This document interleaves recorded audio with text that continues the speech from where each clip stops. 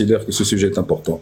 Autant on nous demande de ne pas venir persécuter nos frères dans leur sujet de prédilection avec ce sujet-là, autant on demande de la même chose de ces frères-là, de nos coreligionnaires, de ne pas venir de nous ridiculiser déjà dans leur propre live, de se moquer, de ridiculiser ce sujet-là. Parce qu'en fin de compte, tu es plus savant que moi du Coran et des tafsir et des paroles des aqwal des ulama. Allah Azza wa Jalla s'adresse à sa création et se manifeste à sa création à travers les versets de Khalq. Inna fi khalqis samawati wal ardi wa ikhtilafi al-layli wan nahari la ayatin li ulil albab. Allah Azza wa Jalla parle de Khalq al-layl, Khalq al-nahar, samawati wal ardi, etc. Les versets de Khalq, il y en a plus de 1000 dans le Coran. Tout ça pour dire aux mécréants, attention, je suis là, j'existe, regardez ma magnificence dans la création. Mais Omar, est-ce que tu... c'est du niqash, hein. Est-ce que tu as pensé que... Parce que tout à l'heure, tu as parlé de l'Hay'a. C'est en gros tous ceux qui s'occupent de, on va dire, la nature, mais aussi les horaires et ainsi de suite. Est-ce que tu comprends que ta théorie, elle fait tomber à l'eau beaucoup de choses, notamment ce qui est en rapport avec l'heure, l'entrée du mois lunaire.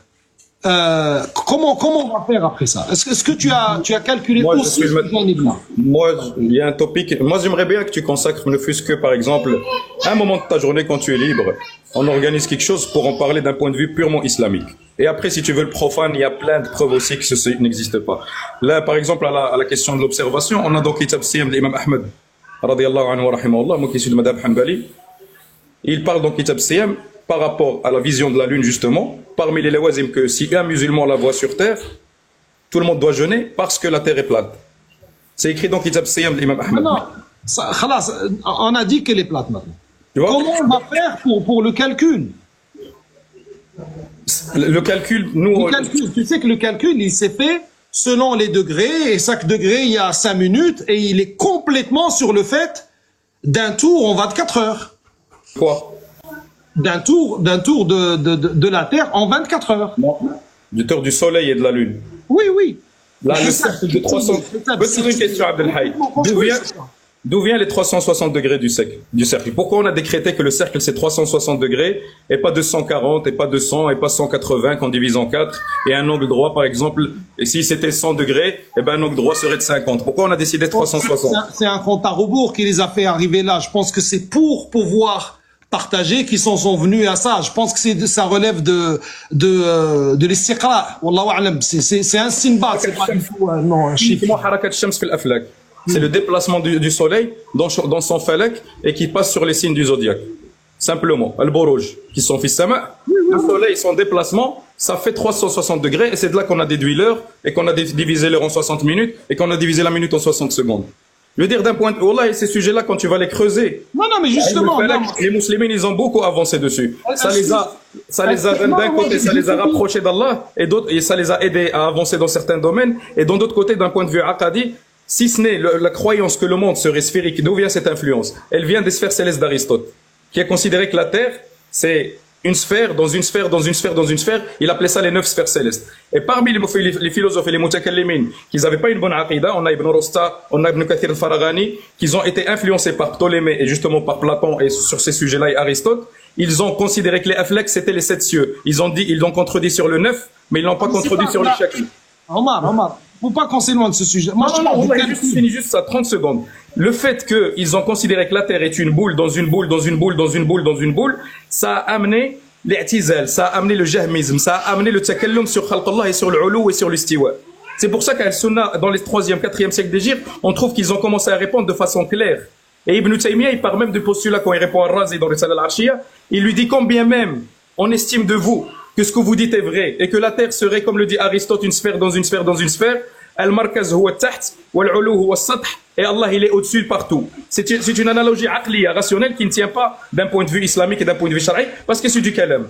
En fin de compte, l'ulu il est wadih, Allah il est fi l'ulu, wa hna fi at-taht, wal-ard wada'a lil-anam, was-sama' rafa'aha wa wada'a al-mizan. Donc il y a l'ulu de sama' et il y a at-tahtiya lil-ard. Il y a pas de Allah, il n'est pas autour de sa création. Allah, il est au-dessus de sa création. L'implication de la sphéricité et des sphères célestes d'Aristote, c'est justement ce problème de l'istiwa et de nuzul qui a touché les sectes d'avant et que Al-Sunnah se sont mobilisés pour le répondre. Oui, mais pourquoi Al-Sunnah ne lit pas le nuzul à cette histoire de Sathiyya? Moi, je ne l'ai jamais lu personnellement. Lis, Inch'Allah, Risala al-Arshiyya, lis الرد الصريح في من بدل دين المسيح, quand il répond, Ibn Taymiyyah, il répond exactement avec leurs propos aqli, et il le répond lui avec, tu sais bien comment ça se passe, Ibn Taymiyyah, il ramène le... Je parle de fi ithbat al-nuzul, fi ithbat al-nuzul. Les arguments toi qui es une pointure, machallah, dans le sujet de la aqida, j'estime de tout cela. Dis-moi, sur une terre sphérique, où la terre, où le ciel l'entoure de toutes parts, moi je suis au pôle nord et toi tu es au pôle sud, toi tu montres le haut, moi je montre le haut, où est Allah? Non, non, non. Tu te rends compte, c'est exactement ces arguments-là qui vont nous conduire à commencer à toucher au texte. Ibn Qayyim, rahimahullah, il répond à ça dans Nouniya. Il répond à ça, il ramène مستوٍ فهو مستوٍ على عرشه مستوٍ على عرشه منفصل عن خلقه ينزل كيف يشاء. Parce que sinon on va commencer, ah bah comment Allah il fait une nouzoul à 3 heures du matin alors que chez les autres il est midi et puis il va le refaire chez eux. Non, non, on parle pas de كيف, le كيفية, non, on parle pas de ça. Non, mais كيف on parle pas de كيفية شيء, en كيفية من ناحية الإمكانية. المهم النزول من فوق إلى تحت. ياك النزول من فوق إلى تحت. Non, Omar, comment Allah ينزل في ثلث الليل الأخير alors que ثلث الليل c'est tout le temps. Quelque part, c'est tout le layl. C'est pour ça que je ne te parle pas de la kayfiyya du comment, moi. Moi, je parle juste de la direction du comment, moi non plus. Je parle de la possibilité. L'istihla ou l'wujub. Je parle même pas du comment.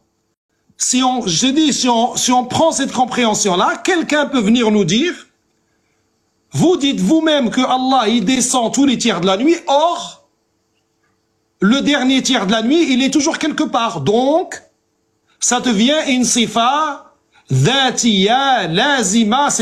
On va rentrer dans le même débat que sur sifat al-kalam. Est-ce qu'il est mutajaddida? Est-ce qu'il est... C'est des... Ça va rentrer dans des choses. Dans le kayfiyya. Moi, je rentre jamais dans le kayfiyya. Moi, je parle juste du sens du haut. La direction, c'est tout. Où est Allah, il est dans la direction du haut. Non, je parle pas du kayfiyya. Tu sais qu'il s'est posé, est-ce qu'on va dire qadim al-naw hadith al-ahad? Ou est-ce qu'on va interdire ce taqdim, ce tafsil aslan entre naw et l'ahad? C'était pour dire que cette histoire de oui, lui il est en haut, lui il est en bas, lui il montre Allah, il montre Allah, il lui Allah, kada. Non. Ça c'est déjà rentré dans le kayf. C'est déjà rentré dans le kayf. Et comme je te dis, il y a des ulama da'iman ya'tabiroun et te disent la chose, elle est selon ce que le Coran des fois décrit les choses, bi'tibar ce que les gens voient. Et non pas bi'tibar haqiqat al-shay'. Bi'tibar ce que les gens voient. Et ça c'est kathir jiddan fi lughat al-arab. Moi ma question c'était comment on calcule les horaires. En tant que allez, admettons, on a tous épousé cette théorie. À partir de maintenant, on va faire comment pour calculer les horaires et sur la base de quoi? الشمس والقمر بحسبان. Allah Azza wa Jalla nous a donné le shams wal qamar. Non, donne-moi concrètement. Évidemment, le soleil effectue un tour au-dessus de la Terre en 23h56 minutes et 14 secondes. La Lune, elle fait pareil. Ils ont des flecs particuliers, le tropique du Cancer, de l'équateur et du Capricorne. Ça nous donne leur déplacement annuel. La Lune fait ce déplacement sur les tropiques en un mois. Le Soleil le fait en un an. Les journées, on les calcule avec le mouvement du Soleil au-dessus de nos têtes, sur son félec. Quand il est sur le Cancer, sa lumière est concentrée dans le cercle central de la Terre, dans les pays nordiques. Omar, c'est en divisant son mouvement. Reviens avec moi sur la journée. La journée, c'est ce que je t'explique. Quand on est maintenant, on ne va pas loin. Moi, je veux juste dans la journée. Dans une journée, c'est le circuit du soleil au-dessus de ta tête. Non, excuse-moi, parce que dans tout ce que tu viens de dire, on ne peut pas venir dire nous kadhibuhum dans un sujet et on le croit dans le reste. On ne le croit pas dans le reste. Ilm al-falak, il existe chez les Musattahin parmi les Ighriq depuis la nuit des temps avant Pythagore. Non, évidemment, mais est-ce que tout ce que tu viens de dire, les Musattahin, pareil, ils ne reçoivent pas le wahi? C'est de l'observable, ça, c'est du constatable et du calculable. Avec quoi? Tu prends par exemple, tu fais l'expérience chez toi, tu as un jardin, tu te lèves au Fajr, Inch'Allah, tu plantes un bâton dans ton jardin et tu traces une ligne sur chaque heure avec l'ombre que fait le soleil avec ton bâton. Tu vas voir qu'à la fin de la journée, ça va te décrire un arc de cercle. C'est pas vrai, ça va dépendre de plusieurs endroits, de plusieurs éléments, de plusieurs... Non. Oui, bien sûr, le soleil est relatif à chaque personne. Le soleil tourne autour de la Terre entière en 24 heures.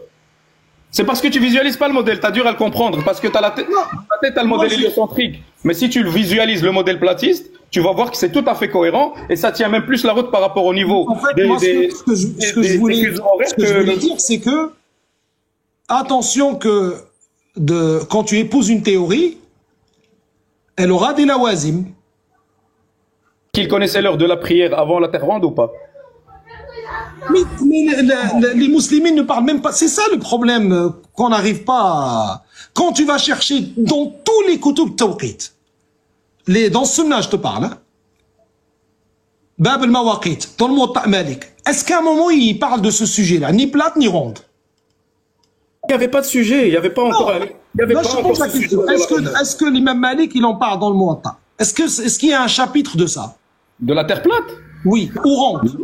Non, pas du tout. Il n'y a pas besoin. Il n'y a pas besoin.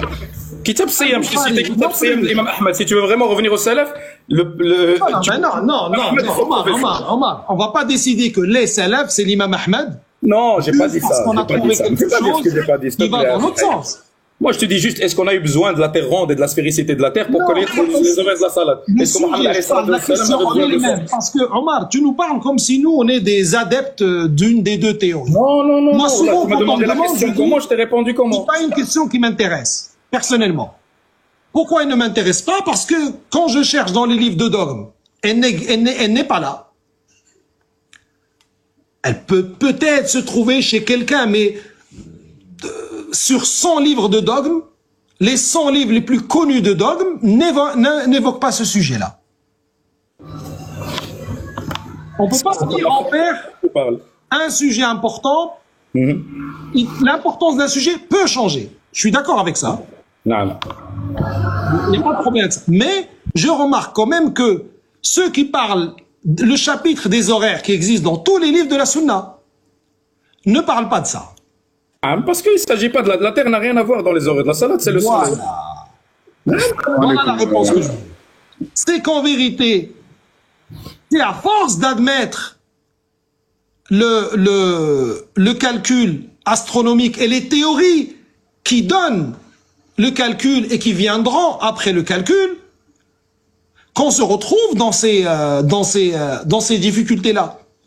Mais si on prend stricto sensu ce que dit la Sunna dans ça, on va remarquer que c'est pas du tout un sujet abordé.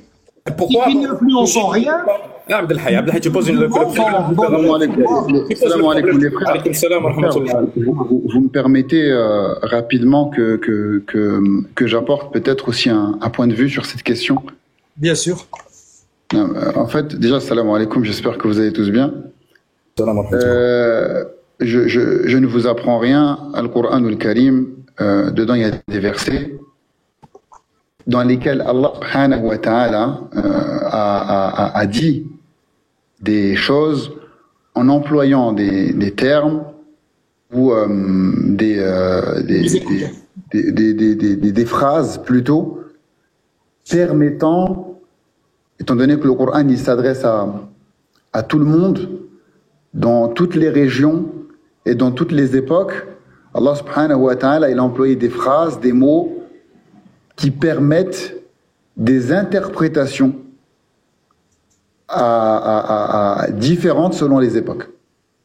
C'est-à-dire que c'est pas une interprétation qui va contredire les anciennes interprétations, mais qui permettent de rajouter, surtout lorsque ça ne concerne pas l'ahkam, c'est-à-dire ici on parle pas de notion de ijma ou de choses comme ça, qui permettent de rajouter des interprétations à la lumière des sciences modernes qui n'ont pas été données par les ulama d'avant.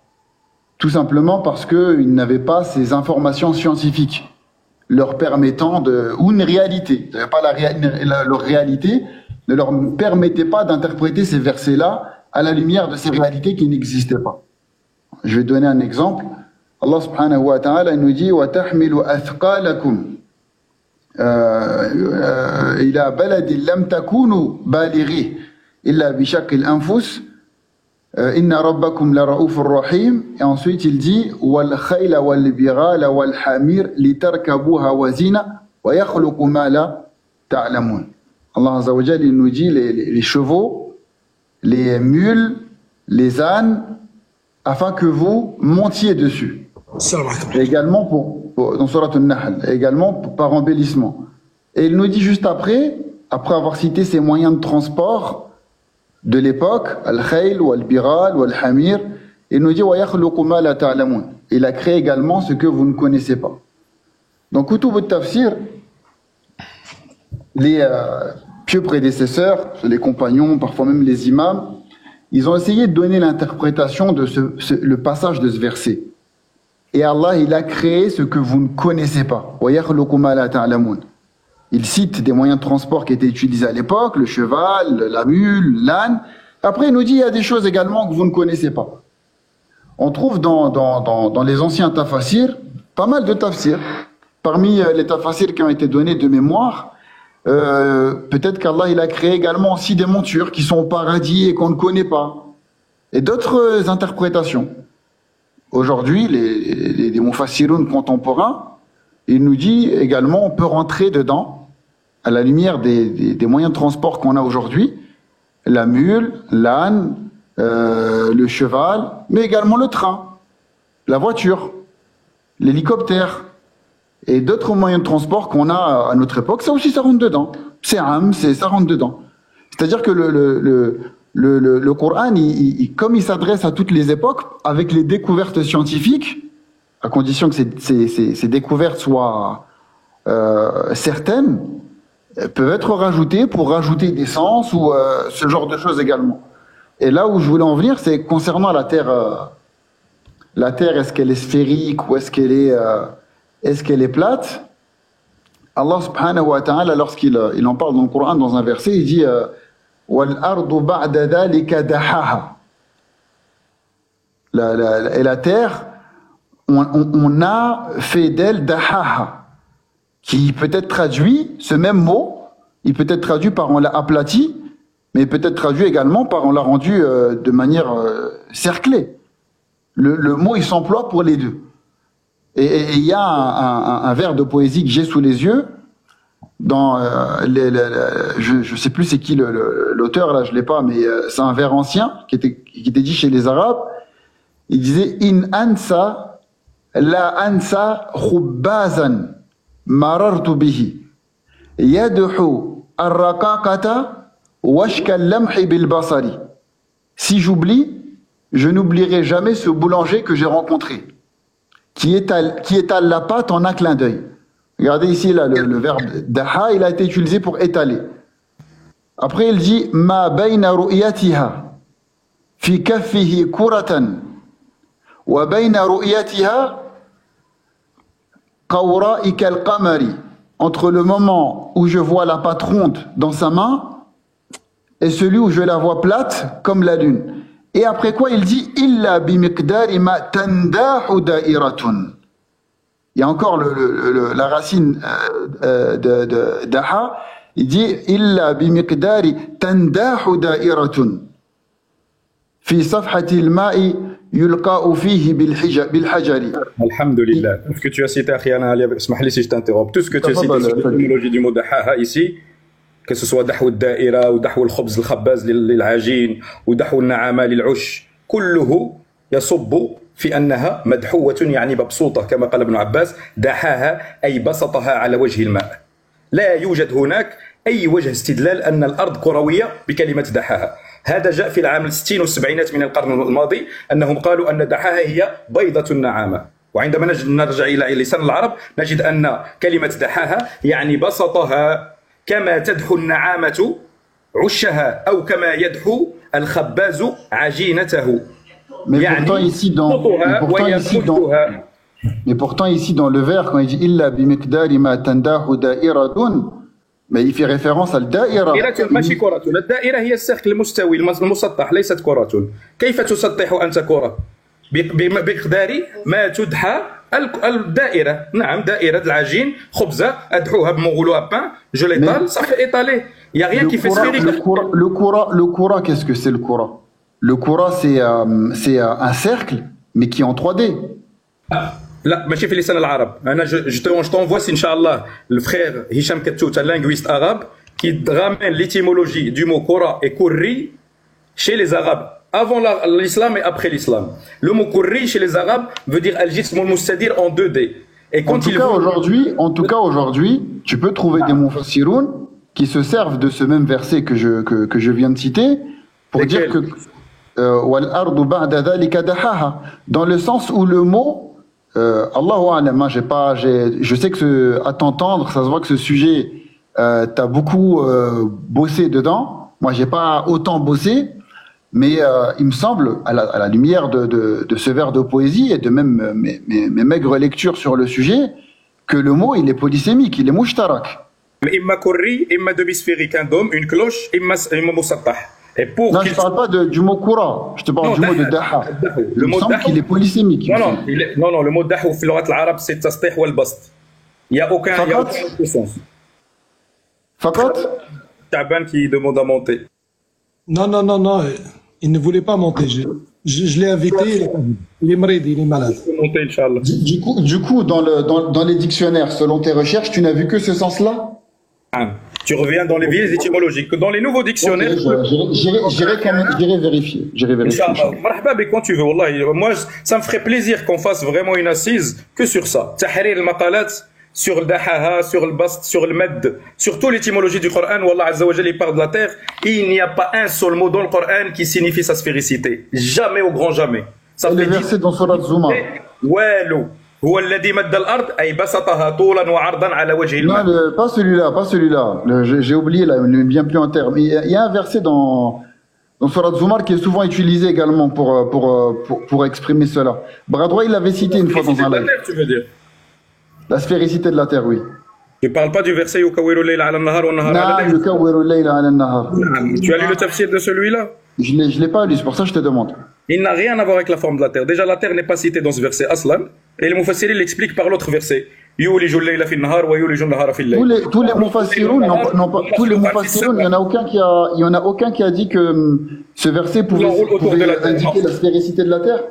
Non, à part parmi les mutakallimin, on a Rafi, on a Zamakhshari al-Baydawi, ils leur ont répondu à al-Sunnah wal-Jama'a, ils leur ont dit il n'y a pas de dalil dans cela, على تكوير الأرض. هذا حركات تكون في السماء لأن الله يقول هو الذي خلق الليل والنهار والشمس والقمر كل في فلك يسبحون. C'est-à-dire 4 créatures distinctes et pas 2 qui voguent dans leur voie circumambulatoire propre في السماء. هذا لا علاقة له بالأرض. Mais du coup, en dehors de cela, les photos et les vidéos qu'on a des satellites, du coup, toi, tu n'y crois pas? Tu sais qu'aujourd'hui, on nous reproche est-ce qu'on est au Moyen-Âge, vous parlez encore de la terre plate, il y a bon derrière, revenez au 7e siècle, votre prophète, nanana, on nous insulte. Wallahi, alhamdulillah, alhamdulillah ala ni'matil islam. Aujourd'hui, à l'ère où on parle, grâce à la technologie, nous avons à voir que leur truc est faux. Nous n'avons aucune photo, je dis bien photo, de la Terre vue de l'espace. Toutes les photos que vous connaissez officielles de la NASA par leurs aveux à eux, ce sont des images générées par ordinateur. Mais comment ça se fait qu'on ne connaît pas un bout de la Terre du coup? Parce que si elle est plate, la Terre, il y a un moment, on va sortir. Comment ça se fait qu'on... Allah, il a fait du ciel le toit de cette terre. La terre, elle est mumtadda autant que le ciel. Est-ce qu'il y a un bout à un moment où on tombe? Non, il n'y a pas de fond. La terre, elle est toute chose qui est grande, tu n'es pas obligé, tu connais Muntaha. On sait le nombre de grains de sable dans le désert, il est limité. C'est pas pour ça qu'on peut le comptabiliser. La terre, elle a une fin. Allah a fini sa création en 6 jours. Elle n'est pas en train de s'expanser. Le ciel n'est pas en train de s'élargir. Tout ça est fini en 6 ayyam. Dans ce cas-là, en fait, ça sous-entendrait de ton propos, c'est qu'on ne connaît pas toute la Terre alors. Exactement, c'est pour ça qu'il est interdit depuis les années 50, quand la NASA fut créée, et on connaît qui sont les adeptes de la NASA, ils ont créé ce qu'on appelle le traité de l'Antarctique, renouvelé souvent par le traité de Lisbonne et de Madrid, qui interdit toute navigation et exploration non militaire, non autorisée, au-delà du 65e parallèle. Nous ne pouvons pas aller au-delà. Si tu vas là-bas, une sommation, sinon on te tire dessus. Des frères saoudiens que je connais qui sont aisés, je finis juste avec ça pour que les gens comprennent. Des frères saoudiens que je connais avec qui je parle en Arabie Saoudite, très aisés, Allahumma barik, ils ont fait toutes les démarches, ils sont partis au States, ils ont fait les démarches aux Nations Unies pour pouvoir justement aller explorer. Pas aller visiter la petite visite qu'on t'amène à 15 000 € par Qantas. Tu pars du sud de l'Amérique du Sud, tu arrives sur la banquise, tu vois quelques pingouins, tu prends quelques photos, tu reviens. On parle d'explorer, de rentrer à l'intérieur. Wallahi qu'on lui a pas donné. Il a tout payé, il était prêt à payer 25 000 $ pour y aller, on l'a pas laissé. Au bout du chemin, on lui a dit stop. Et puis on a un hadith du prophète alayhi salatu wassalam qui est confirmé par plein de mufassirin que Allah il a étalé la terre sur 500 années de marche. En dessous de la Kaaba, min tahti qawa'im al-bayt, min kulli janib. Allah a étalé la terre sur 500 années de marche. Du coup, pour toi, il y a la possibilité qu'il y a plus de 7 continents alors. Il y a la possibilité que la terre est grande. Nous, on nous interdit, on ne sait pas. Non, déjà, nous, on connaît que 7 continents aujourd'hui. Non, j'ai compris. Regarde, écoute-moi. Non, regarde. Non, t'inquiète pas, je t'écoute. Les de la terre ne sont pas explorés. Non, t'inquiète pas, je t'écoute. Mais du coup, non, de la science qu'on a aujourd'hui, c'est que sur Terre, il y a 7 continents. L'Afrique, l'Amérique du Nord, l'Amérique du Sud, etc. Les 7 continents. Pour toi, tu gardes la possibilité en tête qu'il y a peut-être plus encore des endroits dans la Terre qu'on n'a pas vus. Non, mais il y a 2 ans, ils viennent de découvrir un continent qui fait la moitié de l'Australie, qui est un petit peu immergé, et que son sommet, c'est la Nouvelle-Zélande. Ils viennent de le découvrir il y a 2 ans. On découvre encore des îles qui ne sont pas découvertes. On croit qu'il y a des satellites qui cartographient la Terre, capables de filmer une fourchette sur une autoroute. Wallahi, là où il n'y a pas ça. Nous avons 99% des communications qui passent par des câblages intercontinentaux. Omar. Ok. Je vérifierai pour le tafsir de Dahaha. Barakallahu fik. Omar, est-ce qu'on peut se mettre d'accord sur quelque chose? Que, premièrement, nous, on dit à personne, ne cherche pas, Deuxièmement, quels que soient les résultats de ces recherches-là, ce sujet-là n'est pas présent dans les livres de fondement de la croyance, n'est pas présent dans les livres du Tawqit, n'est pas présent dans les livres de Ijma'. Qu'est-ce qu'on dit? On dit aux jeunes que ce sujet-là intéresse, intéressez-vous autant que vous voulez à ce sujet-là ou à un autre. On autorise qu'il y en a qui s'intéressent aux muscles. Pourquoi ne pas s'intéresser à un sujet qui est cité dans le Coran?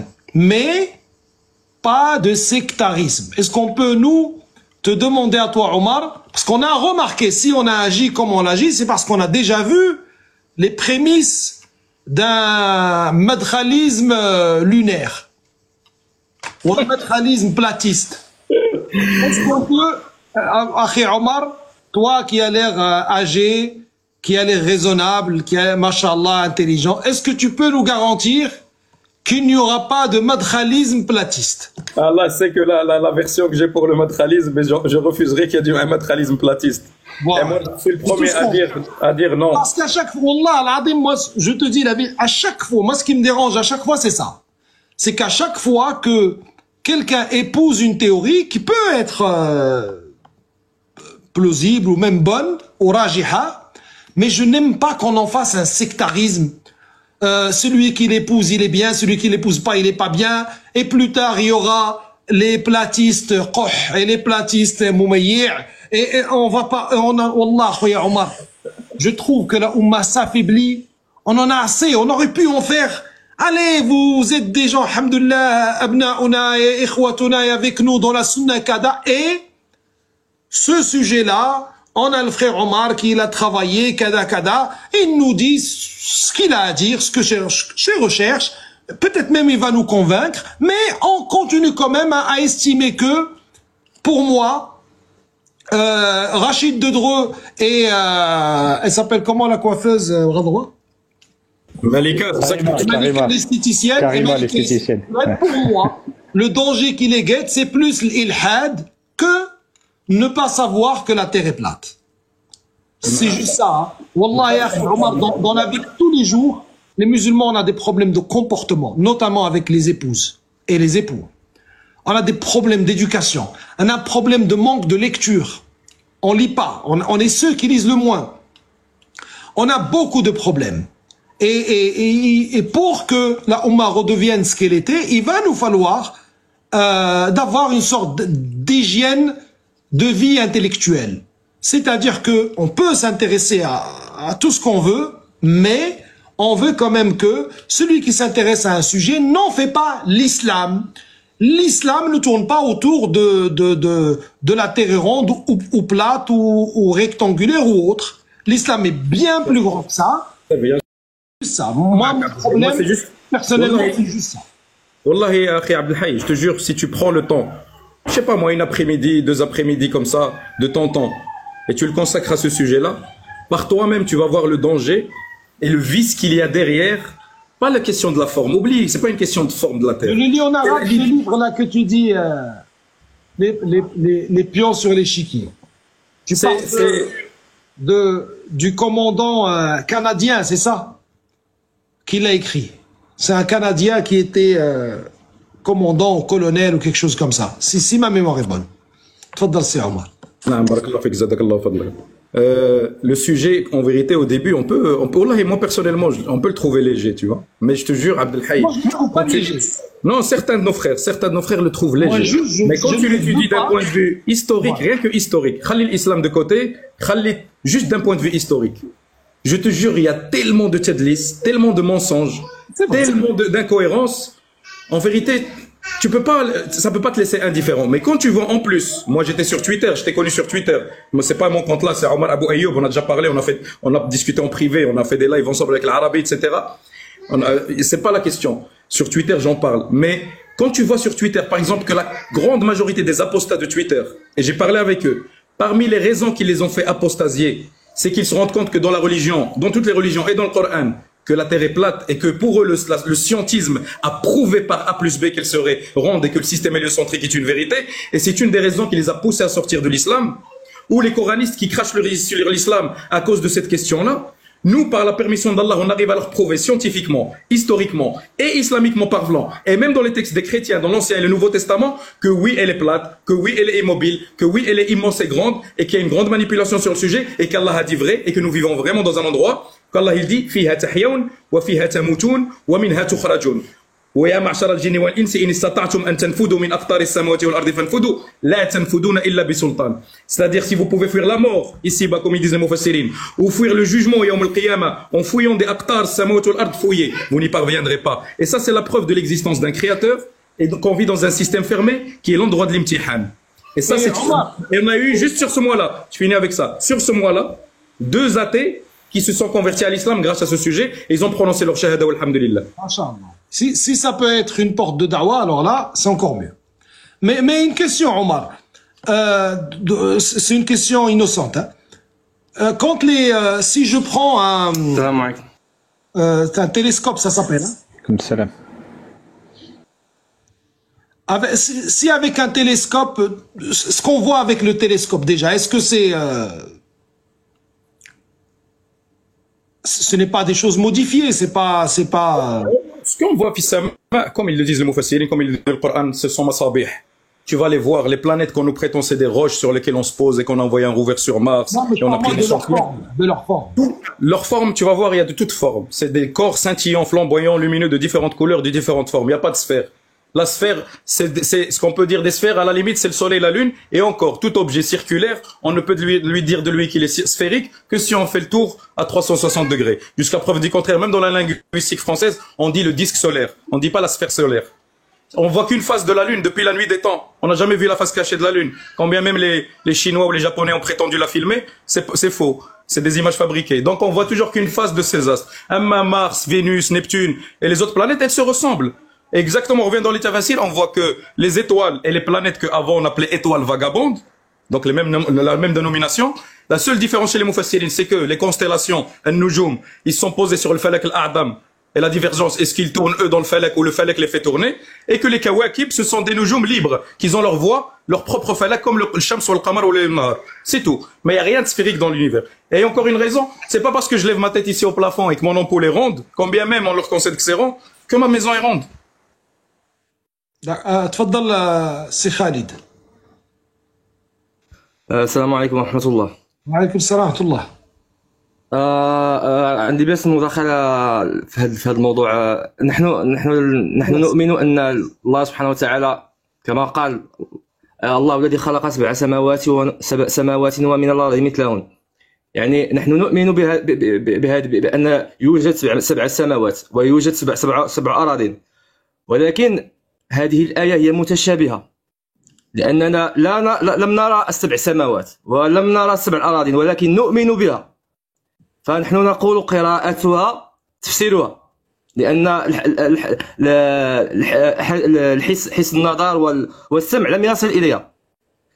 ولكن المشكل أن هذه الأيام أصبح الناس يقرنون أو يجعلون الأرض يعني مكورة أو مسطحة شيء داخل في العقيدة، وهذا هو الخطر. يعني الله سبحانه الأرض هي تبقى شيء من الدنيا، وغدا يوم القيامة الله سبحانه وتعالى يقول: وما قدر الله حق قدره والأرض جميعا قبضته يوم القيامة والسماوات مطوية بيمينه، يعني فانية. فلماذا نجعل شيئا فانيا من الدنيا متصلا بعقيدتنا؟ فنحن نعمل إلى الآخرة، والله خلق الأرض لنتعبد فيها، سواء كانت كروية أو كانت مسطحة، خلقنا لنتعبد فيها. فلا يجب أن نتفرع في هذا الموضوع فنقحمه في العقيدة، وبعد 10 سنين يوليو الأحزاب هادو أصحاب الكروية وهادو أصحاب المسطحة، وحنا أصلا الناس متفرقين غير في المتشابه في الصفات والأفعال ديال الله سبحانه وتعالى، ونزيدوا حوايج أخرين. أنا من نظري والله أعلم، أنت الأخ خالد أنا مغربي، أنا مغربي من الدار البيضاء وتنقطن في بلجيكا. مين في الدار البيضاء؟ كازابلون، عرفتي السلطان؟ الله يا ودي الحبوس. من الحبوس، جامع المحمدي. هذاك الشيء تدير إشهار الجلالب. لا، أنا الطالب ديال العلم، الطالب ديال تنقري القرآن هنا في بلجيكا واحد المدرسة. مزيان. لذا لو كانت مقرونة بالعقيدة لذكرها الرسول عليه الصلاة والسلام ولا شرحها لصحابته ولا كانت تعبدا، ولكن الرسول لم يذكرها، فلماذا ندخلوها في الدين؟ حتى يعني أدافع عن أما يقول هو لا يقول أنها من العقيدة بذاتها، يعني من حيث كونها نظرية، هو لا يقول هذا. لا، نعم الأخ لم يقل هذا، ولكن أنا أتجه لمن يقولونها.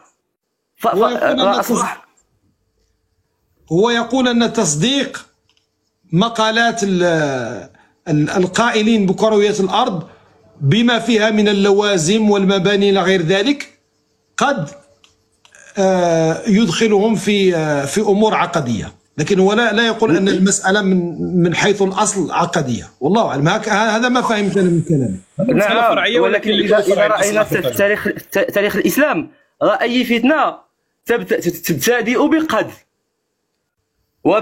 ومنين يمشي الجيل الأول الجيل الثاني تصبح مسلمة ويصبح أمرا توقيفيا، والله المستعان.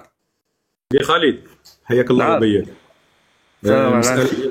هي مسألة متفق معك أنها مسألة ليست من الأصول، هي من الفروع، ولكن أنت متفق معنا لكل أصل فرع. وعندنا اليوم إلى شفتي وكنت متابع ما يجرى في مواقع التواصل الاجتماعي، عندما أرسلوا قبل سنة ونصف ما يسمى بمسبار جيمس ويب الذي ذهب حسب زعمهم 1,500,000 كيلومتر بعيدا عن الأرض وصور لنا المجرات وما حصل منذ 15 مليار سنة. رأينا في مواقع التواصل الاجتماعي العربية المسلمة من أبناء الإسلام وأبناء الأمة من يقول: كلنا للكون وكل إليه راجعون، كلنا للكون إن للكون وإن إليه راجعون.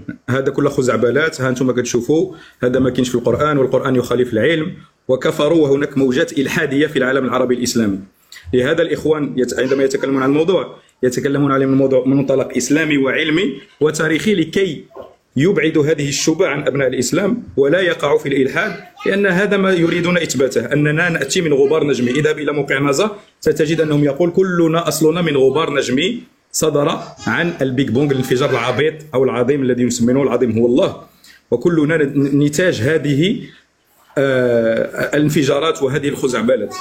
فالمسألة قد في الأول الأمر قد تظهر لك على أنها مسألة سطحية لا علاقة لها بالدين، ولكن والله الذي لا إله إلا هو أنها متعلقة بالإيمان بالله وبأصل الخلق. والله عز وجل يتكلم عن الخلق بأكثر من 1000 آية، وأنت حافظ للقرآن لا تجد في القرآن من يقول كلمة توحي بأن الأرض كوكب أو أن الأرض في السماء في جوف السماء، والله يقارن عرضها بعرض جنته بعرض السماوات والأرض.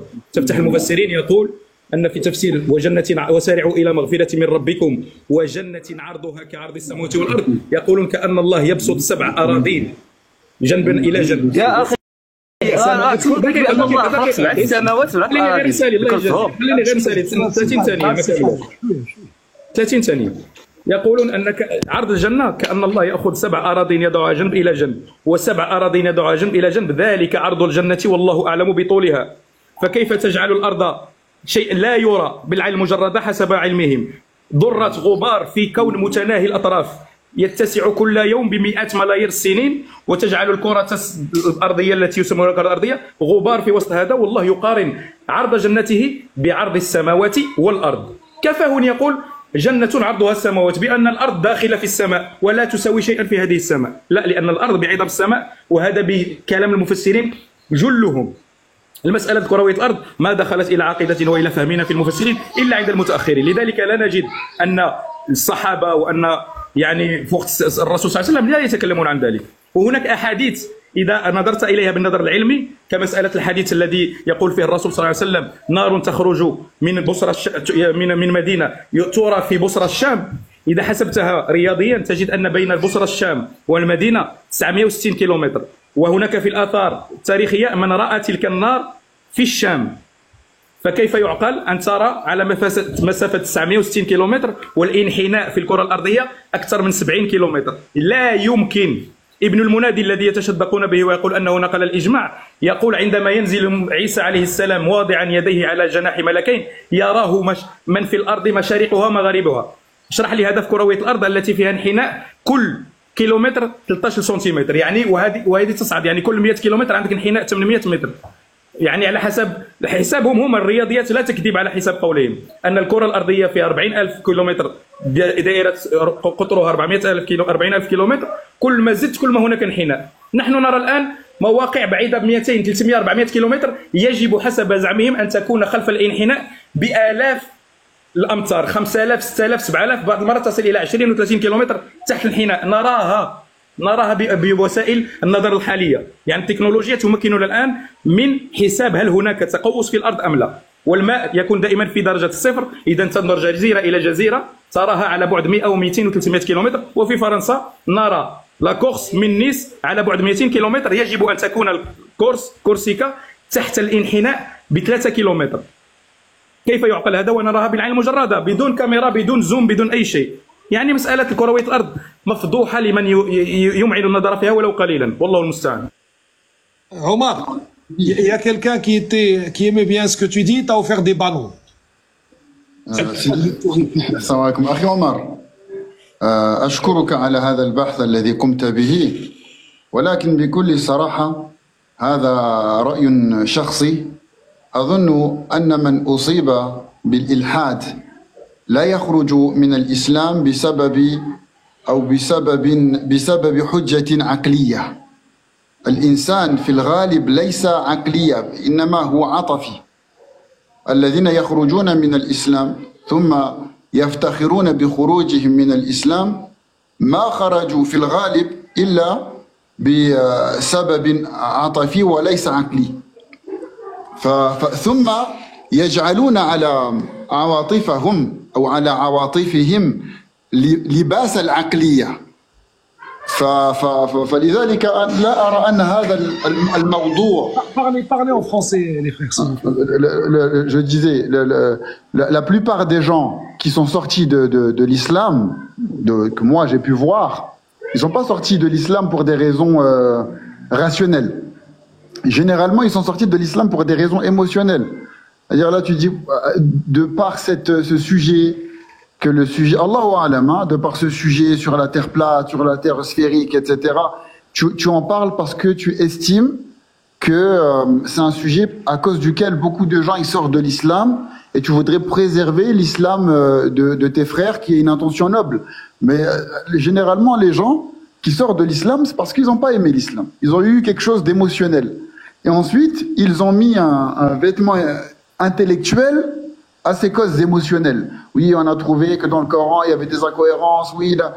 Mais en réalité, tu veux dire, en gros, je simplifie ton propos, voilà. Il justifie leur apostasie qui a des causes presque sentimentales avec des pseudo contradictions scientifiques qu'ils auraient vues dans le Coran, c'est ça, ou dans l'islam. Parce que je veux dire, même s'ils sont convaincus que tu leur ramènes, eux, ils en veulent plus en fait, c'est tout, ça s'arrête là.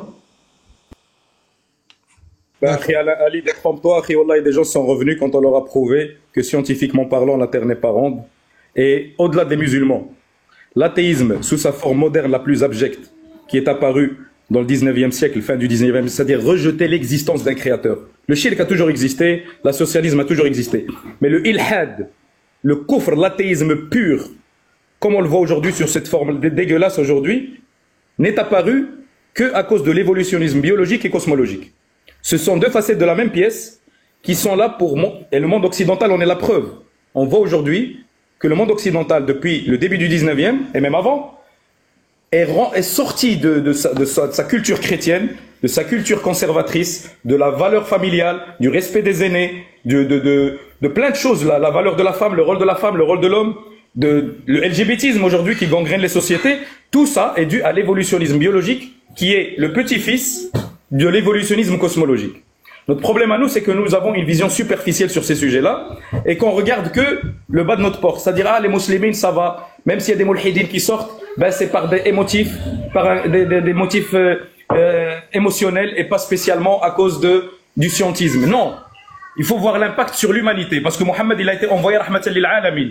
Et si l'humanité aujourd'hui s'éloigne de l'islam, c'est pas que à cause de ça, bien sûr, parce que les musulmans faillissent à leur devoir de l'amr ma'rouf, etc.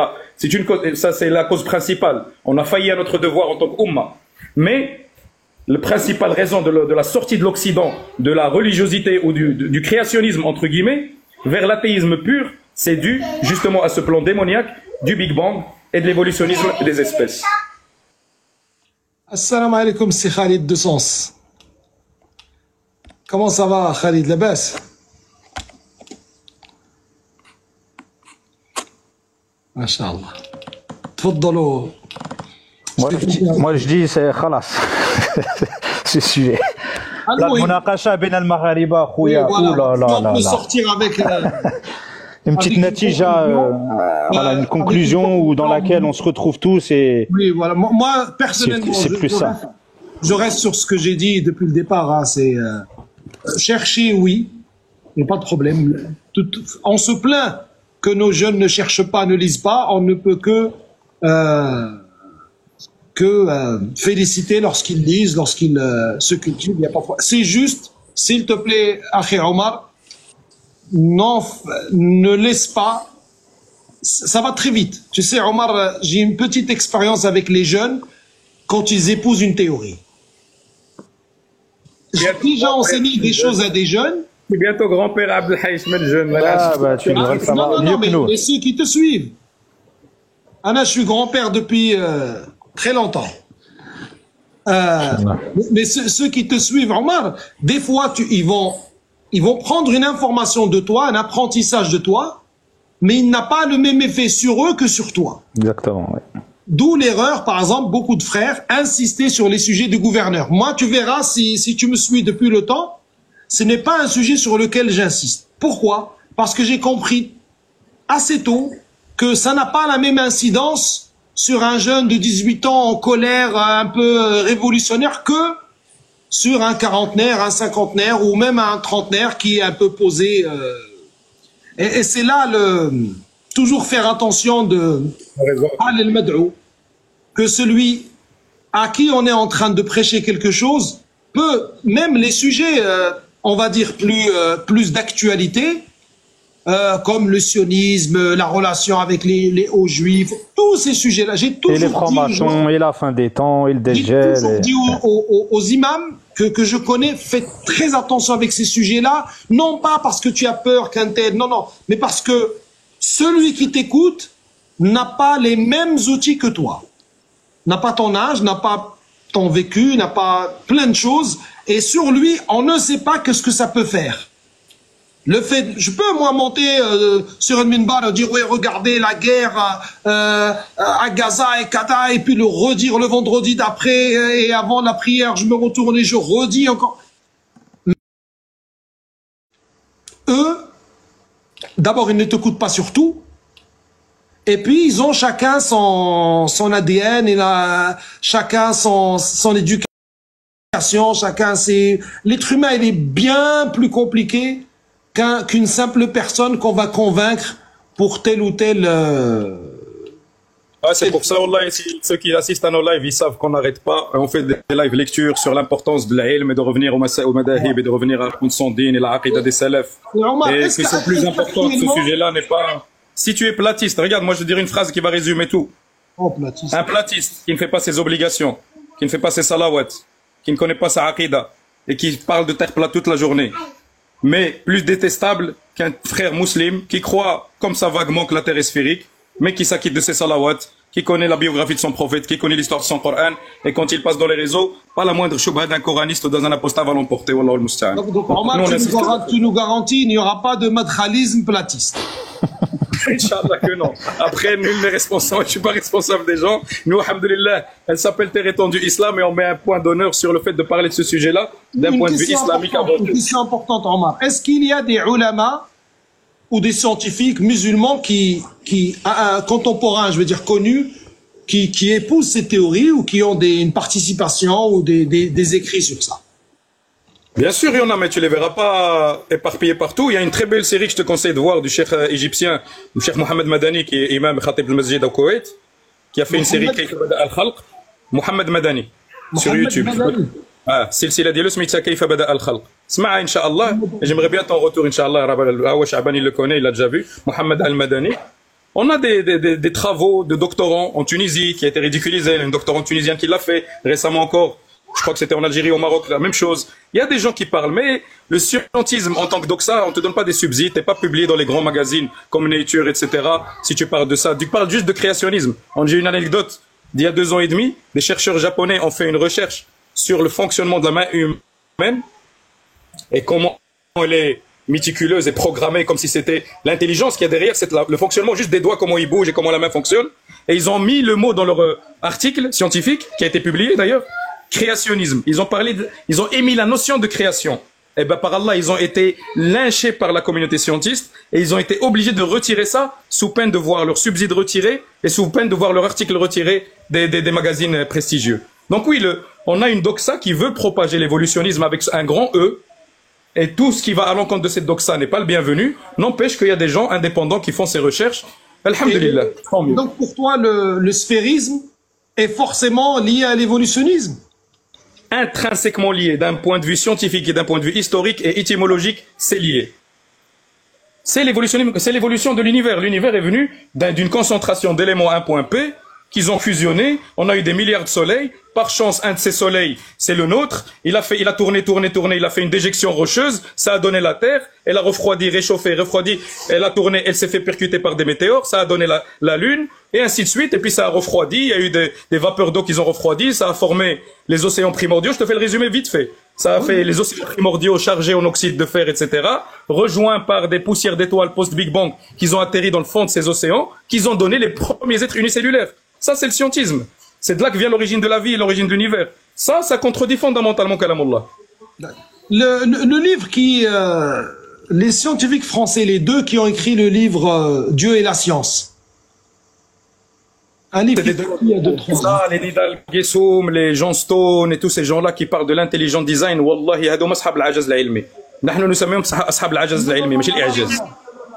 Qui disent si la chance que l'univers existe, c'est comme si tu mets une cible de 1 cm² au bout de l'univers, sans passer même à la télé. Qu'est-ce qu'il en dit, Cheikh Chaban? Est-ce qu'il a abordé cette question? Bolloré, il s'appelle? Non. Non. Mais non, pas Bogdanov, arrêtez. Ce sont 2 scientifiques qui ont sorti un grand livre sur Dieu et la science. Et Bogdanov? Non. Qui meurt. Si, ils ont fait un livre, ils ont même fait des interviews et tout, les frères Bogdanov, pour prouver l'existence d'après les lois universelles. Non, un autre. Non, pas Roger Garaudy. Apparemment, c'est Bolloré, mais un autre, je pense. Ça doit être un autre. Bolloré Bonassi. Je vois de qui tu parles, j'ai oublié son nom. Il a fait un livre, un gros pavé rempli de. Voilà. Ouais, je vois c'est lequel. Mais donc c'est un danger, Abdelhaï. Pourquoi? Parce que la notion de Dieu, quand ces gens-là disent Dieu, dis-toi que les scientistes, quand ils disent Dieu, God, ils parlent pas de notre Dieu à nous, Allah Azza wa Jal. Ça, c'est un concept. Je t'invite un jour de faire un petit live avec le frère Issa qui est en bas, qui est historien justement de ça. C'est sa spécialité. Il va te montrer qu'est-ce que c'est le mot Dieu quand ces gens-là l'utilisent. C'est pas le même dans notre. Hein? Il est historien dans quoi, le frère Issa? Dans l'histoire de la cosmologie et de l'histoire des sciences, la philosophie des sciences. D'accord. C'est donc lequel?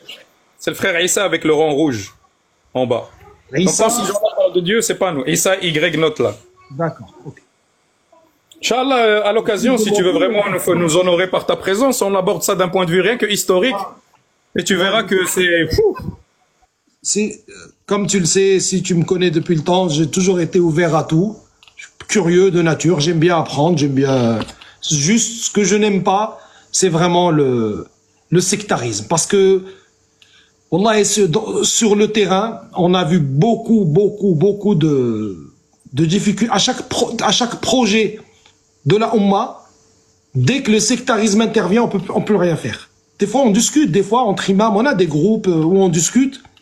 Dès qu'on se dit, tiens, ça serait bien de faire telle chose, le sectarisme vient. T'as celui qui dit que si tu fais ça, t'es mouchrik. Et celui qui te dit, non, moi, si je travaille avec eux, je suis mubtadi'. T'as celui qui considère que combattre le wahhabisme, c'est plus important que tout. Et en fait, Khalid de Sens. Oui, Khalid de Sens. Khalid, je te connais, Khalid. Salam alaikum, c'est Khalid. Si on parle du même, Khalid el-Fassi, hein, c'est ça? Encore un fassi, deux fassis dans un même live, ça va pas le faire. Hein. Non, Face dans la science, mashallah. Terre plate en islam. C'est quelqu'un qui connaît le sujet d'un point de vue historique, Allahumma barik. Et moi, tout ce que je vais conclure avec ça pour laisser ma place. Est-ce qu'il y a comment vous alaikum, Oustaz Abdelhaï, ça va? J'ai 2 minutes pour parler, si je peux me permettre, parce qu'il faut que je retourne au taf. Là, je suis au traitement. Tu vois, en fait, on est une petite équipe de frères. Chacun il a un domaine, si tu veux, précis. Il y en a, par exemple, leur spécialité, c'est regarder dans les tafassirs. Il y en a d'autres, ça va être plus l'histoire de la science. Il y en a, ça va être les éléments de sciences profanes, d'observation. Il y en a carrément des frères, ils vont sur le terrain avec du matériel. Tu vois, on est une équipe organisée, en fait, et on met nos atouts, nos connaissances, nos recherches ensemble, tu vois. On travaille depuis de nombreuses années. Maintenant, pour les plus anciens, ça fait peut-être plus de 10 ans qu'on est dans le sujet.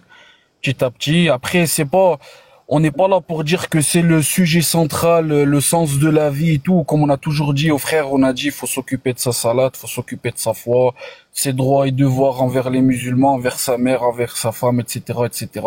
Faut pas en faire, comme t'as dit, un truc sectarisé. Mais néanmoins, on s'est rendu compte de l'importance de ce sujet dans le sens où ça touche la aqida. Je vais te citer un exemple tout bête, akhi. Tu sais très bien que les Ash'aira, les Jahmites, les Mu'tazila, etc., les Qadariya et tout, ils se sont égarés dans la aqida. Ils ont tous un point commun. C'est quoi? C'est tout ce qui est cosmologique. Le kalem cosmologique, l'astrologie, les choses comme ça, ce sont des points centraux qui ont fait divaguer beaucoup de sectes dans l'islam, tu vois. Et tu sais très bien que ceux, par exemple, qui renient le oud, qui renient plein de choses dans des points centraux de Aqida, quand tu fouilles bien dans l'histoire, tu remontes toujours aux philosophes grecs. Toujours, kalem cosmologique. Et la métaphysique. Et le jawhar, la métaphysique et tous ces concepts. Tous ceux qui connaissent un peu l'histoire de la Aqida, ils savent ces concepts. On n'a pas besoin de les détailler, tu vois. Et en fait, là où je voulais en venir, c'est que ça serait bien, parce que c'est trop long, déjà, de comprendre historiquement. Parce que quand on veut connaître des problématiques, par exemple, je dis une bêtise, la problématique du féminisme ou du matérialisme ou de je sais pas quoi, ce qui est toujours intéressant de faire, c'est toujours remonter dans les racines historiques pour voir à quel moment de l'humanité ça a foiré et qu'est-ce que l'islam à ce moment-là, il était sur quoi? Par exemple, quand tu vois des problèmes de aqida, faut toujours revenir au salaf. Quand tu vois des problèmes de fiqh, faut revenir au fuqaha des écoles. Quand tu vois, je sais pas, dans chaque problème, faut toujours revenir au usul et aux racines des choses. Et dans ce sujet, comment on peut le comprendre? c'est en revenant dans l'histoire de la cosmologie, c'est-à-dire comment toutes les anciennes civilisations concevaient le monde. Par exemple, quand tu fais des recherches anthropologiques, c'est-à-dire tu vas voir les scientifiques qui sont allés dans les tribus de chaque continent, de chaque pays, ils ont récolté des écrits, comment est concevé le monde chez leurs ancêtres, etc., etc. On a fait tout ce travail, on les a recensés dans des blogs, dans des vidéos, les sources de A à Z.